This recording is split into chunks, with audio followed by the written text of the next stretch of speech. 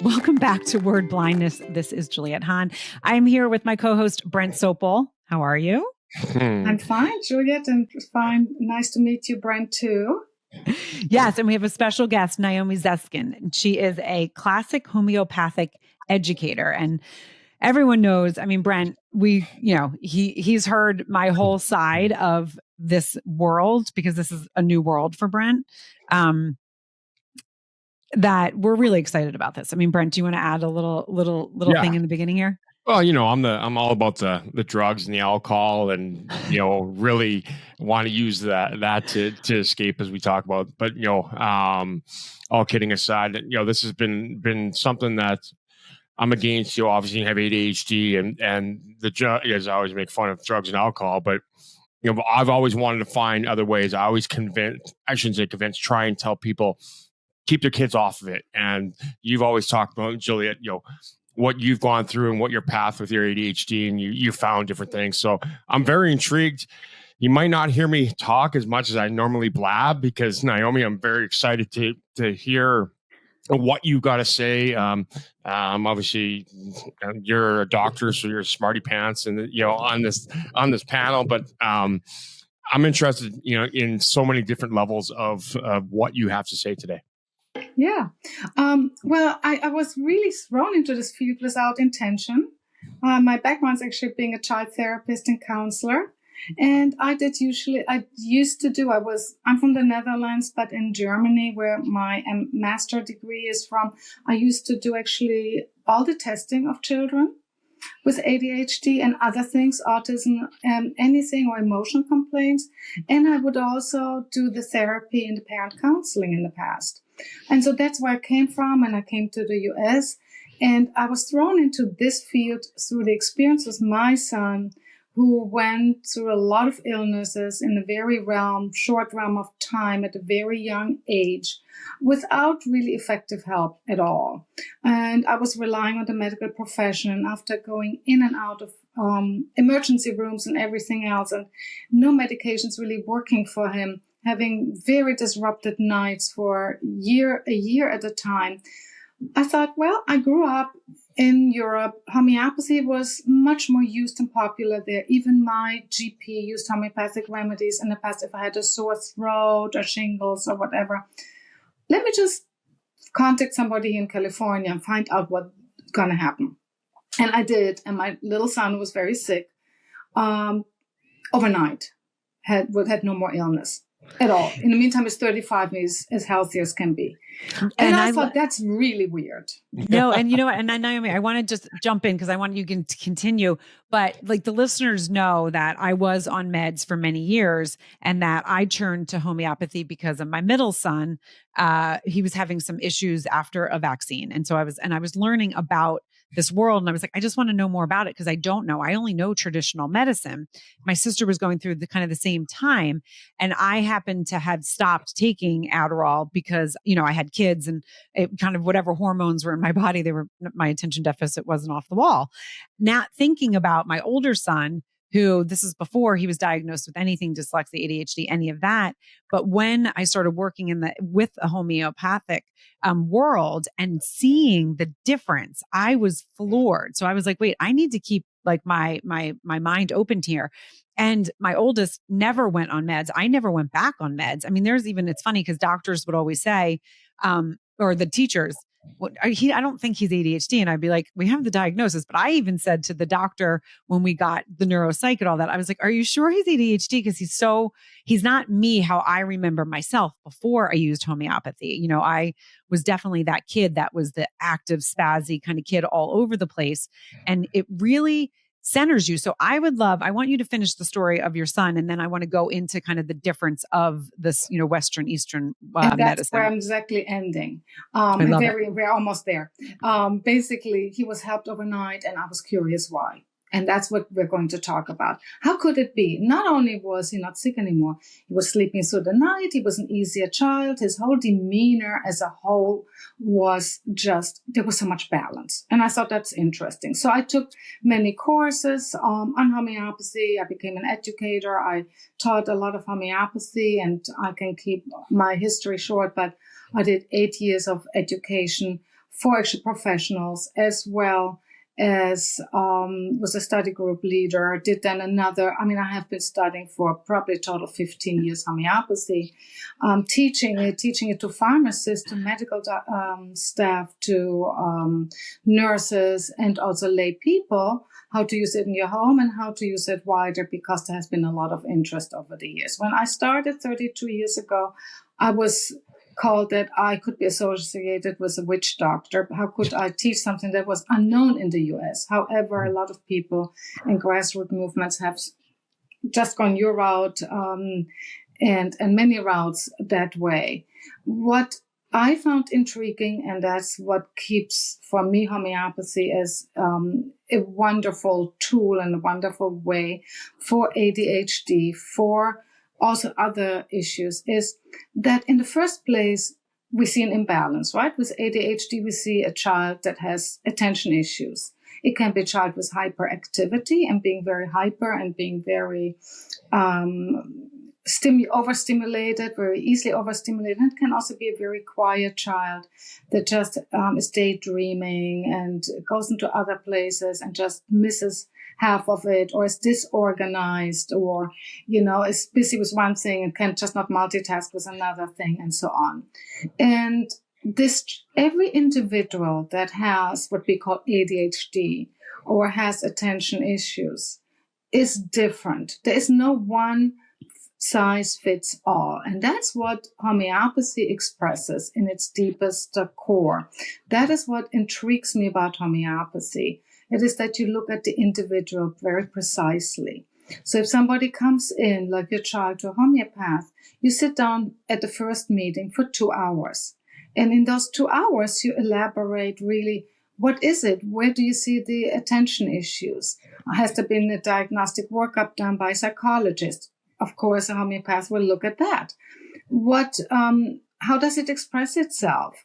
Oh, he forgets his homework, or he comes home and he forgot his coat at school, or he forgot to eat his lunch, or this child is just doing great in school. And normal intelligence has nothing to do with ADHD at all. If anything, mostly very bright people, but they just focus and hone in on other areas much more, and some things fall to the wayside. Right?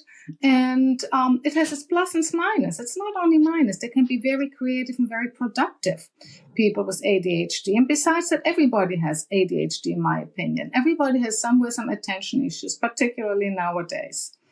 And when we see a child or an adult with ADHD, we look at the individual. We look at where does it show? Where does it cause issues? Does it cause issues in school? Does it cause issues with homework? Does the mother have to say, hey, focus back in here? Or do they read a chapter and then have to reread it because they were thinking of something totally different while they were reading? So we want to get all these symptoms, and they're very different for every person, and there is definitely overlap. But that would not explain the whole person. If you look at the person and individual, then a homeopath will ask many seemingly non-related questions. Like, what position does this child sleep in, or this person? What does he like to eat? What's his favorite food? Well, one will say, I love burgers and fries and pizza. And the other will say, I hate cauliflower and vegetables.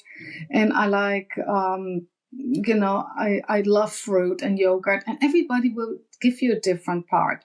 Some people will say, I have headaches. Okay, the headache. So he has ADHD, but he also has a headache. Well, this child with ADHD has a headache, and this one doesn't. This person with ADHD has a headache on the right side. This other person has ADHD, very similar symptoms all over, but the headache's on the left side, and it only appears at night, and the other one appears only in the morning, where there's already differentiation. So when you look at the person as a whole, you look at all components. The homeopath covers every body part when they speak to you.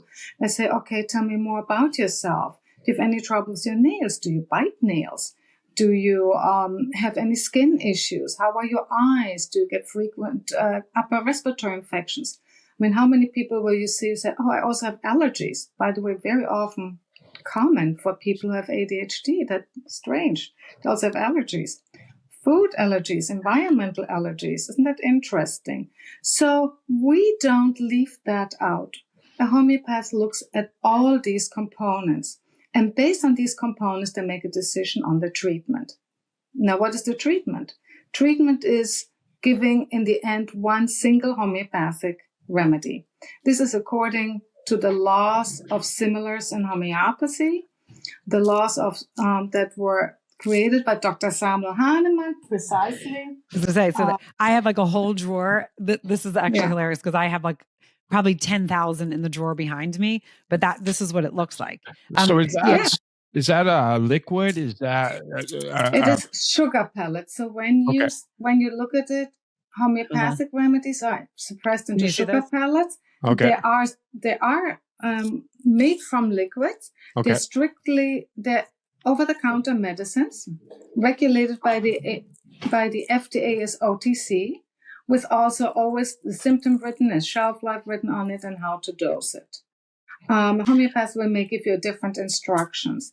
There are about 1,200 different ones, which means when somebody comes to you, he gets only one of the 1,200 different ones, right? Yeah. So if you were ADHD, and this one ADHD, you may wind up with 10 different remedies, everybody one that fits the totality of their symptoms. And, how many pills come in that? Is that something is it a once a day kind of thing? Just to the listeners, obviously, coming to what, the clause on, American, doctors, it's take it once a day or twice a day with food. Is that same type of thing, or how does that? Similar. Good question, Brent. It is basically, mostly it's once a day, depending on the dosing. So the high dosages and low dosages. In children, we often give it just once a month, and it's a high dosage. Homeopathy is non-toxic, has no side effects, does not interfere with other medication, works maybe similarly, the best I can explain it to acupuncture. It works on the entire flow of what we call in acupuncture chi, of the energy. It is energy medicine. And so it's not absorbed by the stomach. It doesn't go into your bloodstream. It's absorbed by your entire system to simplify it.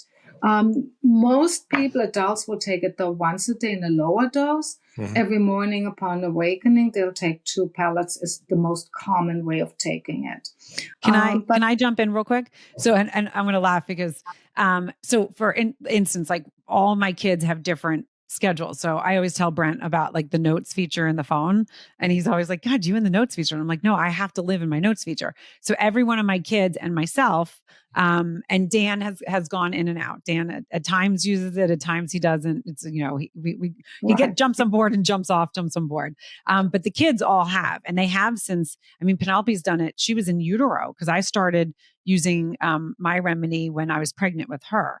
And so then the boys were, like 4 and 2 or something like that. So like, for instance, with Montgomery, he takes his every 30 days and his is a 200C. There are like things that you can't do. And Naomi can talk more on this. Like you really shouldn't have mint. So they, in the beginning, my kids didn't care. As they got older, they're like, we want mint. So that's been like a fight. Like I always laugh. I'm like, okay, well, can you just try this toothpaste? Because that can kill the remedy. It like actually kills it. It lessens the strength of it. But then so myself. So why is that? Is that the same aspect of when you take Adderall? If you take orange juice, the acid just burns right through it and eliminates it, and it doesn't affect it. So does that mint do that same thing to that? So in homeopathy, Dr. Samuel Hahnemann and other homeopaths later on 200 years ago found that intake of certain substances may interfere and do in most cases. And just to be on the conservative side, homeopath says don't do this, this, and this. And the list of things if you've already taken the remedy, it doesn't interfere the remedy, it interferes the good effects from the remedy. Yeah. And so on the top is often coffee. That is not such a problem, I find, anymore. And most homeopaths work around that. It's not an issue. So you can drink the coffee. Is Red Bull okay? Red Bull is okay, but I tell you something. Because Red Bull isn't the healthiest drink, if you were on a homeopathic treatment, you wouldn't need it anymore. You would naturally have good energy and just not need it. I drink no caffeine, for example. I don't need it. Right. I haven't. I'm go every day. But before that, I needed a ton of caffeine. So I would never tell you don't drink it. I would tell you might not need it at some point. Well, and the funny is, obviously, I've been sober, so I was addicted to drugs. I've done lots, almost died. I don't get anything from this caffeine wise. Like I take it to bed because the caffeine obviously kind of brings you down. It's the taste for me. It's kind of like an addict going from one to the other. So I didn't go to smoking. You go to an AA meeting, they're all standing outside drinking coffee and smoking. I don't drink coffee, and I just smoke. I just drink a lot of Red You get to have one vice, and it's okay. We all have a vice, and it's fine. It's fine. Yeah. This will probably not interfere with homeopathy, and if it did, because of the way you are basically wired, your parasympathetic nervous system can drink this at night and go to sleep, and somebody else would take one sip and be up for 20 years. I'm just exaggerating, but I'm just saying that is not an issue for you. So therefore, homeopathy, you wouldn't need so many rules, but it's coffee, mint, all the mint, peppermint, spearmint, wintergreen, eucalyptus, menthol. Typically, a homeopath will tell their patients not to have it for 6 weeks. And if there's some people that will say, well, I need my mint, I need this, I need that, and I will not do this if I can't have mint. And I said, try it after 6 weeks and see if you still have the same results doing mint versus not mint. And then camphor is another one. Camphor, which you find in sea breeze, Bengay, Vicks, vapor rubs, and so on. Can't do any of that. I was talking to Elizabeth yesterday. I said, I drop Visine, gum, Vicks vapor rub over your nose. You never get caught hungover at practice. that was what you used to do. Jesus. So now I got a question for you. I'm Canadian, grew up in farm, dirt, dust. I never had an allergy until I moved here to Chicago. Spring allergies, it's the worst time of my life. I would rather sit in a classroom and take a degree, and that's how much I hate school and how my allergies are. So how often does your body change where that you might have to change your your concoction or whatever the right terminology is? That does your body change monthly or is it yearly, or how does that go? Because I've got seasonal allergies and I'm dreading the next couple months. So how often does your body change, and how often would you have to change this concoction? So that's a very, very wise question. And some people never. They are core the same, and some people are, through experiential life, through trauma, multi-layered. Okay, so for you, your allergies are part of the core makeup. Even though you never had allergies, you're not a different person. It's just that the pathology of you has now gone to a different area, a different. Are you trying to tell me I'm getting old? No. And you might even get healthier, because some people go, let's say, I'll give you just a very simple example. In homeopathy, we look at a hierarchy of symptoms. So somebody who comes in with heart disease or cancer, obviously is worse than somebody who has a few pimples in their face. Okay, so when they're healing with homeopathy, and let's say they have cancer and the tumor shrinks, or they have heart disease and they're getting better, and they might come back and say, I'm more irritable. I wasn't irritable before. Now I have seasonal allergies, and I'm also breaking out. I'm saying, wonderful. That is good to hear. Any homeopath will say that, because you are healthier. Your vital organ, the most vital organ, is healthier. Your heart is doing better, but now you're getting normal, quote, things, like allergies. And those will go away too as you heal over time. So for you to have allergies, maybe in the realm of everything else, very unpleasant, but not necessarily a sign of deep pathology. And in homeopathy, you see that allergies are fairly easy, and there's a lot of research on that, easy to treat. By the way, there are also 3 research papers written up about ADHD and how effective homeopathy is versus even just as effective as, for example, Ritalin, or actually more effective than Ritalin, without the common side effects. We want to talk about that too. Since homeopathy has no side effects, that makes people favor it over medications. And as you know, Adderall and Ritalin and other medications can have quite some side effects. The person might get a little bit depressed, might lose weight, loss of appetite, insomnia. There might be a lot of things happening there. And I've spoken to this, many times, obviously, being addicted to drugs and alcohol and having ADHD. I was in rehab, and I say this to parents, these kind of things, the Adderall, Vyvanse, Ritalin, Concerta, those are gateway drugs, or can be gateway drugs to more harder out. I was in rehab, with some kids that's told me straight out, it's, if you're taking it at a young enough age and a high enough dose, your body, I think, correct me if I'm wrong, I think your body, your brain's still developing as a guide. So you're like 24, 25. So if you're taking this at a young, your body is developing in a drug induced state. So you try and get sober in your later life, sober is abnormal.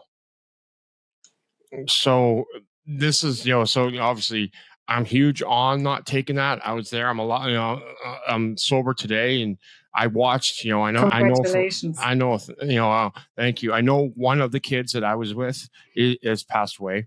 I had lost contact with the other one, and I've heard rumblings that he is too. So I've been there, I've done this. So I speak to this on a very, very passionate level, that it is a gateway drug. So these are all, amazing things. And it's just intriguing hearing, some of the things that you're saying. It's just so different from what I grew up on, in God's country. Naomi, I know that's Saskatchewan in Canada, if you haven't been. No, but you know what, Brent, I so appreciate you saying this. And I want to jump in really quick, because one of the reasons why I was so against, and again, there's people, and I always say to people, whatever you choose, whatever works, but you should be educated so you know a bunch of sides. Like, we're not saying that if someone goes on meds that it's incorrect and they should beat themselves up, right? If they have access to a homeopathic doctor, it's smart. But when I went on meds, I actually, in college, when it was really scary, because I went on Adderall, and I didn't have a depression. I didn't have that kind of struggle at that time. And I literally woke up, and I don't think I've ever shared this. I don't know if if you guys know this story, but I woke up and I couldn't stop crying. And I was like, in college, I had like roommates. I was my sophomore, and they're like, "What's going on?" And I was like, "I don't know." And I could not stop crying. And I'm like, I feel terrible. I can't get out of bed. I called my mom, because of course and I was like, "Mom, I can't stop crying. It has to be this meds." And I had tried Ritalin right before, but I felt it go into my body, and I felt it leave. Like, I became a spaz, and then I settled, and then I became a spaz again. And I was like, that's awful. I don't want to ever have to do this. But it was at a time in college where I was like, I need something. I first was diagnosed. I was like, struggling of trying to can I succeed in college? It was all of these things. And so I had seen a doctor talk about it, and I was like, well, I'm going to try this. Obviously, before I knew about homeopathy. So then the doctor, and I definitely haven't talked about this, and because it's not a shame thing, but I had to then go on an antidepressant. And I was like, but why do I have to go on an antidepressant? I'm not depressed. And he's like, well, you have to even out your Adderall. And I was like, so now I have to take two things. And I remember when I first started dating my husband, and even dating people in between, I would be like, I didn't want them seeing me take meds, and I have to take meds for this. It was a shame thing. I was ashamed of it, and it sucked, but I knew it helped. I mean, I then got really good grades. I'm going to have to say I got on the honor roll. It was crazy. It was this whole really crazy world for me. But when my son was, even before, I would say, if my kids are ever ADHD, I know one of the things is I'm not going to have them try meds, because I knew what it was for me at 19 years old, and the kind of the journey that I had to take, even if it was just two meds. A child's not going to know that something's wrong, or they're feeling weird. And so it's like, you have to really know yourself. And so, again, I use homeopathy. My kids use it. I have to say, I feel so amazing. I don't have that bouncy ball. I can tell I just recently changed my my remedy. Brent, that was such a great question, because my oldest has to change it sometimes. My middle, he's pretty steady Eddie. He doesn't have to change it. My daughter has had to change it a number of times. I mean, that makes sense, right? A girl with hormones and stuff. I take mine every day. I have to take I take 12C, but then I have to take a stronger in this new one, Constitution, once a week. And so that's what we're trying to like even out. And what I found taking it every day really works because of my anxiety that I get like when I wake up for something, I get like whatever, I get anxiety in the morning. I had just started having it again. The listeners know I was having some anemia stuff, women's stuff, all this annoying stuff. And so I changed my constitution. And the thing that was so crazy is I have not had hot flashes or anything like, women going through where I am in my life at the menopause, perimenopause would say, oh, do you have hot flashes? I was like, no, it's great. I did not realize really, even though I've been on a remedy for as many years, I didn't realize that the remedy was actually helping me with that, with the balance. When we changed, I went through and I started having hot flashes and waking up like 4 times a night. I was like, this sucks. So I called my practitioner and I said, hey, this is happening. And they said, that's great. And I was like, it's not great. I was like, I'm pissed. I'm not happy. And they were like, well, no, you're working through it. And I have to say, last night was the first night I didn't, but I also don't have my anxiety anymore. So literally in 4 days, but I know with my husband, and then I'm going to let you guys both talk about it, but I know with my husband, he didn't feel the results right away. And he's like, this is not working, or he started feeling worse and then was like, I'm not going to give it a try in the beginning. And I was like, can you just stick through it? You have to stick through it. And that's something where people won't stick through it. And then they change. You can feel and it. it's not always the case, right? With homeopathy, a lot of people get immediate results. Totally, yes. They get immediate, wonderful results, but sometimes your system has to work through things. And here's the difference and I like what Brent had to say, and that's my experience too, is how many people suffer from these medications and a gateway drug to more drugs and to more things, and they can't live without it. And there are side effects. But what never gets questioned is when you have ADHD, isn't there an imbalance or something going on? Something in your wiring is off. Who addresses that? And homeopathy looked, okay, we want to fix that imbalance so that this person self-regulates better. Mm-hmm. You're not depending on the homeopathic remedy at some point for ADHD anymore because you self-regulate better. And what we want to enable is that if something, it's just like in homeopathy, they say vital force is like an engine that's out of tune. So let's tune it up so that your engine works well and then regulates all the processes in your system. And that's the idea of homeopathy versus a Band-Aid of a medication that leads maybe to other medications like you just described with needing an antidepressant and so on.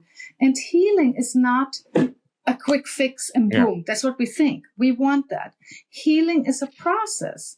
And it goes through ups and downs until things level out. But when they level out, people feel wonderful. And we may not forget that. Question, a couple things, I want to jump back quickly is, yes, Julia, you made a great point. It's just information, when I talk about, drugs and being gateway, that's my experience. I'm just telling listeners what my experience is. It could happen. You make the best decision for your kids. So I want to be very clear with that. So thank you, Julia. The other one, Julia, we've talked about this, Naomi. It seems to me that, and you just said it about Dan, are women more in tune with their body than men? Because Dan's like, oh, I don't feel anything working. We jump off, right? Actually, you and I talked about this last week. I eat whatever. I don't give a shit. I don't feel anything. I run it there's nothing that hits me where I can feel the change. So you just said, you take a sip of coffee, you're off here, or you can feel your body changing. Is there a difference? Is that more at men and women, or is that just, I'm just stubborn? So 2 things. Women are definitely more in tune and interested in healthcare than men. That is my experience. But there are such men and such women, and so there are men that are very sensitive and feel things, and there are men that are less sensitive. Doesn't mean they're insensitive, they don't focus so much on it. Women seem to focus a bit more on it. However, when a man comes in for a consult and you say, how are you feeling? And then they'll say, oh, I feel the same, so do you still have headaches? Oh, no, actually, I don't have headaches anymore. Well, how are you sleeping? Well, actually, now I'm sleeping through the night. And, but everything's the same. Nothing has changed. And you'll ask them 10 questions. And each question you find out, oh, actually, I haven't had this rash anymore. I forgot. Then you prompt them and find out that, yes, It's working. they're also sensitive. They're just not thinking as much about it and talking as much about it. But there are changes that a good homeopath will elicit. Yeah, it's interesting because this kind of takes back to a lot of stuff we talk, with mental health and with guys, we can't share our feelings and stubborn and closed in. It kind of seems like it sounds like it's all kind of on the same line with this stuff. No big deal. We just kind of, my dad going through cancer right now and should have went to the doctor, months earlier, but we're going to be fine. I'm going to be fine. Just kind of be not comfortable enough to share those feelings. Hey, I feel this or I feel that, because we're afraid we're going to get kind of point laughed at. Yeah, it's a little bit like that. And also when you just brought up your dad, I recalled also how important it is to say that homeopathy doesn't have to replace traditional mainstream medicine. You can do it adjunct. How many people come in their medication, they need to stay on the medication. And what you do is you help the whole system to self-regulate better and do preventative care. It's not only just putting out a fire, preventative care. So some people will stay, even on ADHD medication. Occasionally somebody will say, I don't want to go off, and that's fine. And later on they say, I feel so well, I want to try to go without. I remember one of my colleagues telling me the story of somebody who came in with a big bag full of medications. The woman took almost an hour to write down all the medications she was on. And she unpacked them all and put them on the table of the doctor. And this same woman, after years, is off all these medications. This homeopath took her off gradually all the medication, and she is completely without medication other than her thyroid medication, which that one was not replaceable. So, but you can do both together. That doesn't mean that one cancels out the other. It's called complementary medicine. And it's interesting, talking about the drug world, there's things called methadone, Suboxone.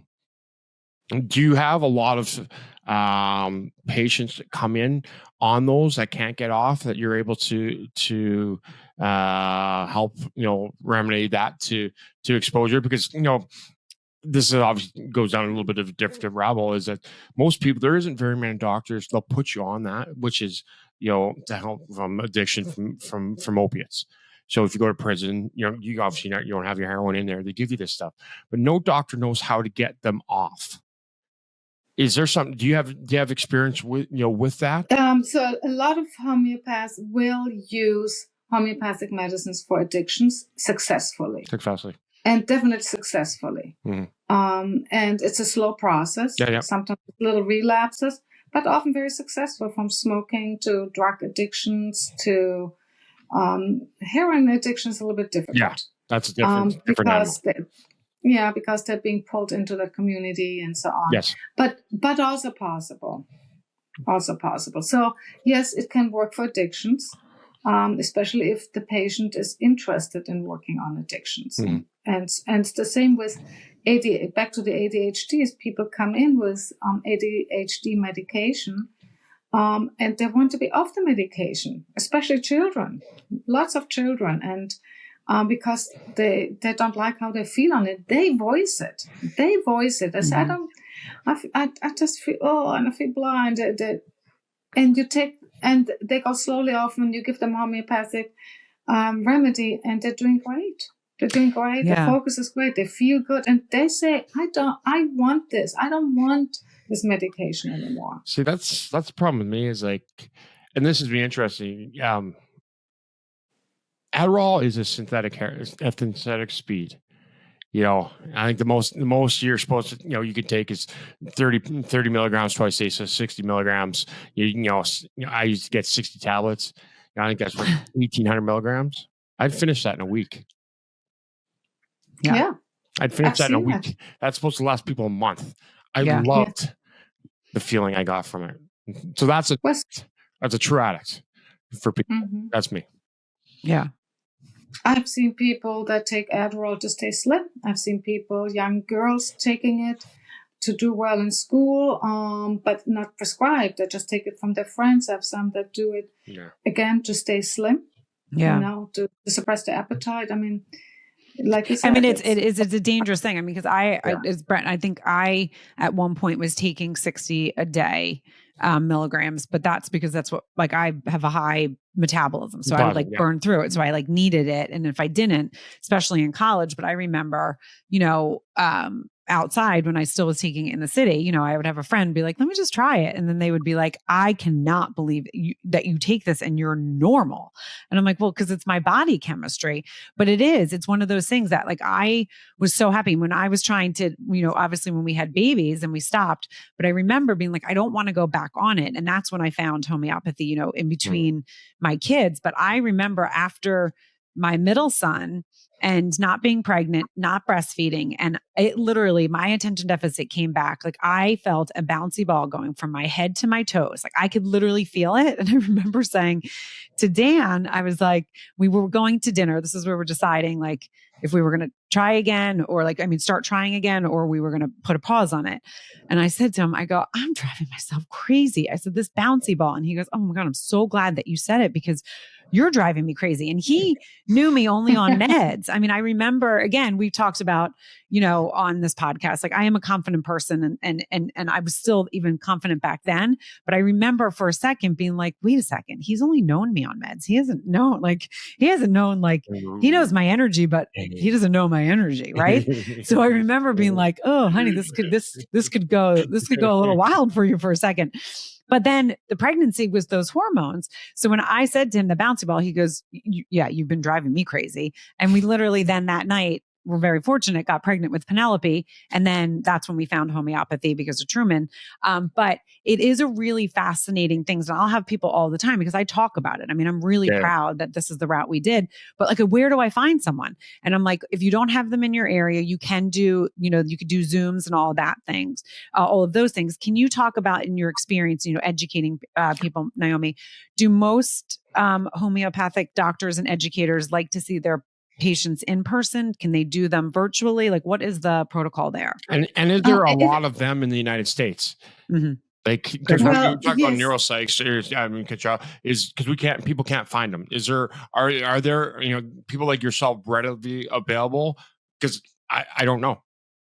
So first of all, we have the umbrella organizations like the National Center for Homeopathy that has a practitioner list, and you can look them up there, people that are registered there.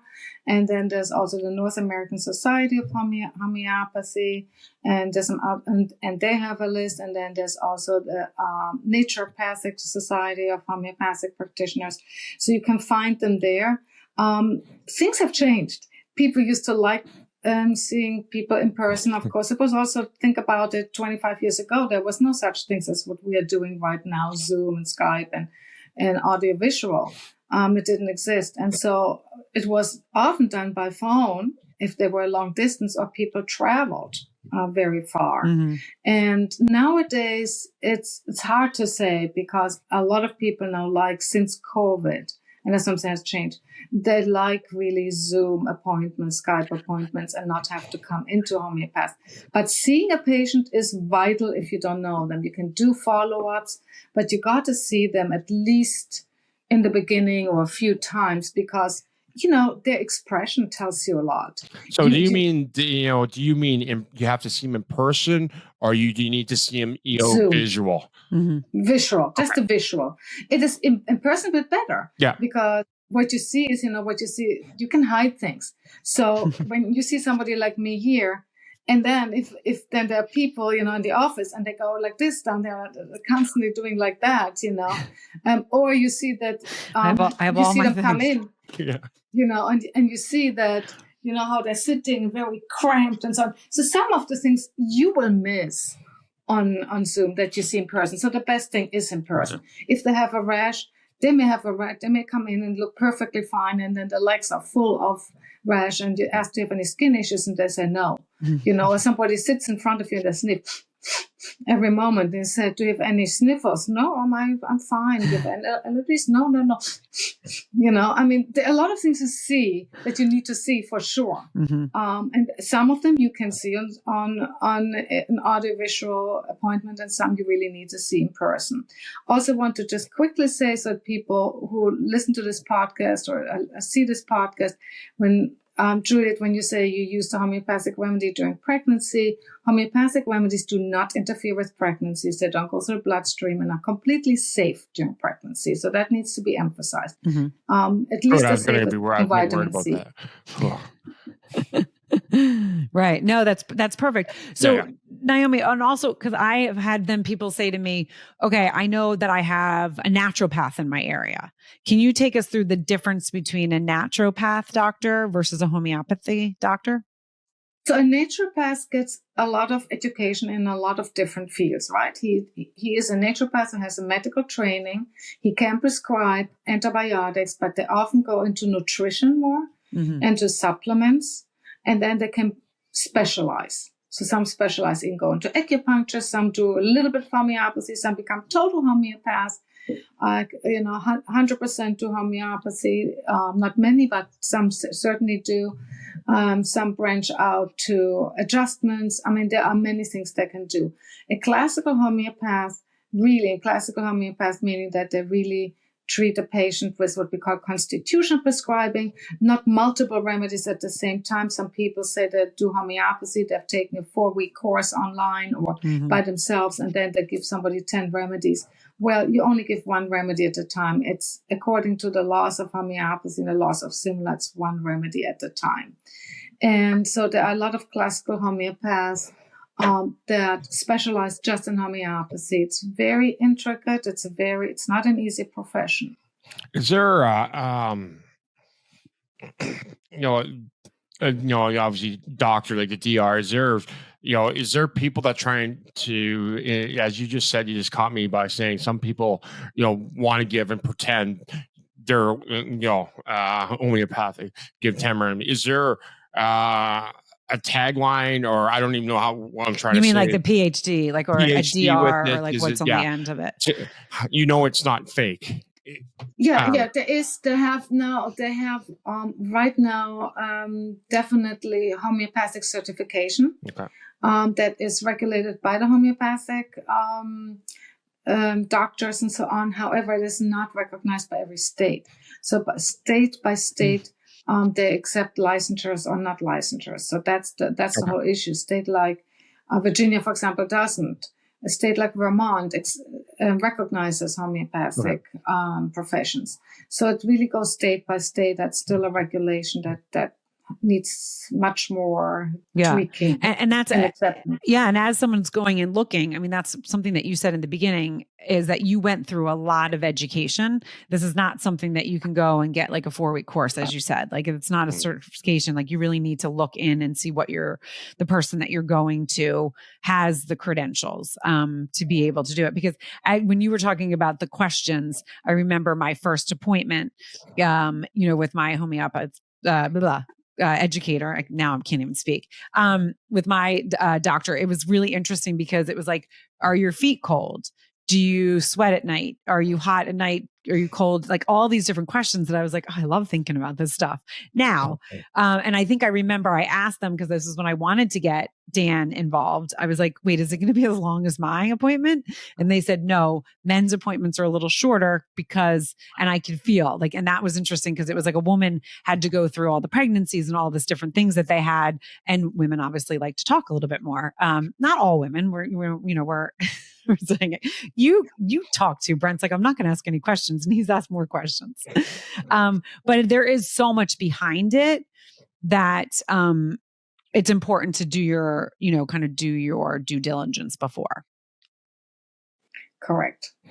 And again, there's a difference between men and women there. But even if a person comes in and a man doesn't speak much and doesn't have as much to say, that in itself is a symptom too.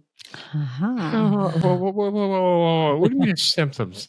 Huh? So you can have a man sit in front of you and he can talk nonstop, and they show you 20 pages of what they have done and how many supplements they're taking and their medical history, and they can go on. And then somebody can say, I don't know, but that's also, symptom. Right. The over talking and the under talking. I mean, it's really, my internet's, I lost you guys for a second. Did you lose me? Yeah. I noticed. My internet is, it's messing with me. It's holding on. But I think, this is what's all so fascinating. And this is what this podcast is about. Yes. Oh my God, again. Yeah, there you are. You're back. Am I back? You're back. Okay. Yeah. Well, we started this. We started Word Blindness really in conjunction with Brent's foundation, the Sobel Foundation for Dyslexia, educating, but there's so many different things about it. And that's why, when I came across you, I was like, this is perfect because you have so much education behind what homeopathy is. And I have so much love. I am obsessed. It's one of the things that I can talk about all the time. The things that I've seen with my kids, I used to know when they were little, I'd be like, you're being a dick. You need to change your remedy. And I think I would say that, and excuse my language, but it was like different things or like, okay, this is interesting. And so it makes you a little bit more in tune. But when we are talking about all the stuff that we talk about with dyslexia and all the stuff that the foundation's doing, it's all about education, because when you're educated, knowledge is ammunition, right? When you have that knowledge, you're able to go and ask the questions. You're able to go to your traditional doctor if you have to go, but a different side. So I have always asked the questions. That's just my personality, but I know how my body works. And so if a doctor's like, well, this is how it should be, I'll ask questions. Is this how it should be because you read it in a book? Or is this because you know it because you've had experience with it? They don't always love it, right? They don't always love my questions. But a lot of times it saves me time from having to go down these paths, and I'm, still learning as we go. But this is just, again, it's the education. But Naomi said it earlier, each person is different. And we talk about this every single day.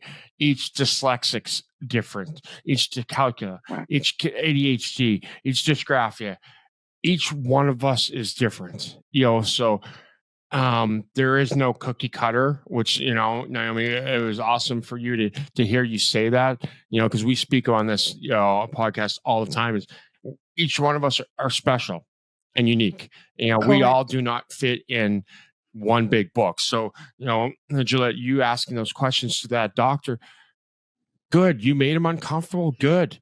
Because now you're, advocating for yourself, because there's nobody else in the world, as I always say, two best days in your life: the day you're born, the day you fall in love with yourself. Is that you mean you love yourself and you're caring?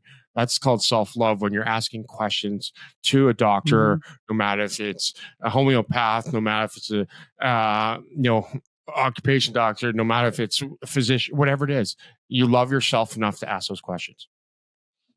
And that's really very correct. And, in homeopathy, you really need to bring one important tool, and that's not being prejudiced. And if you are, you learn it not to be, if you were not to be that person, because you learn that every person is wired a different way, brings different things to the world, can't help some of it, and needs support and help to be at his full potential. And homeopathy and the treatment of homeopathy allows the person to be who they are, but be at their best they can be without being suppressed, band-aids, anything else that makes them, not feel at the best potential.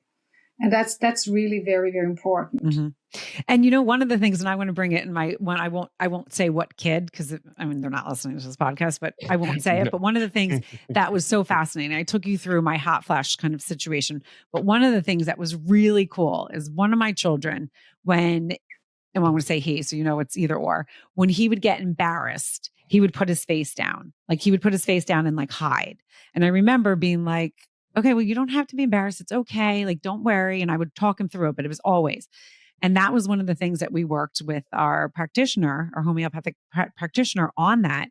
And when I say day and night, it changed. And I could tell when he needed his remedy, because he would go and start doing that. So it was I realized, okay, he needs it every 4 weeks instead of every 6 weeks, because in that 2 weeks, I would see him start reverting back to that. And it was fascinating. It was so fascinating. And it was like, then I remember, I mean, again, he had an issue with the vaccine where he created asthma, and then we had a bit of a health journey with him.